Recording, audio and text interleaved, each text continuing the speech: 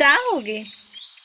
जब से तोर मोर प्यार की कहानी शुरू हो है तब से लेकर आज तक तय लेटेस्ट माथास। अगले बार ले नहीं करो। सॉरी ना।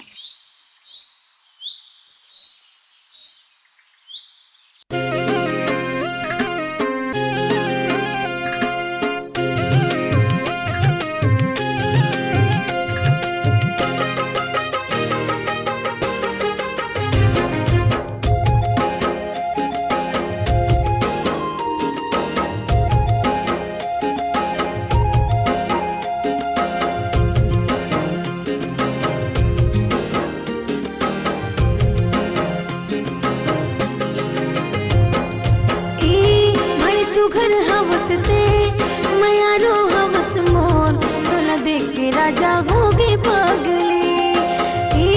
भारी सुघर हवसते मयारो हवस मोर तोला देख के राजा होगे पगली।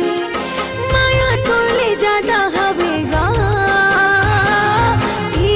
भारी सुघर हवसते मयारो हवस मोर तोला देख के राजा होगे पगली।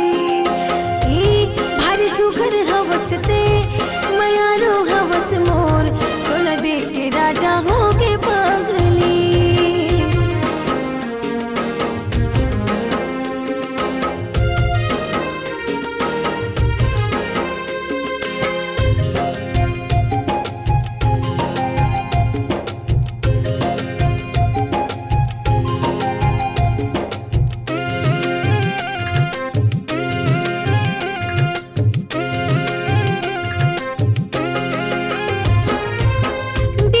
बनाए ते जादू चलाए ते खावा देह मोला मोहनी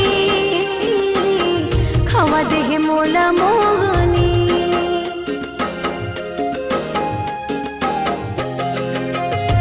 हाँ दीवानी बनाए ते जादू चलाए ते खावा देह मोला मोहनी।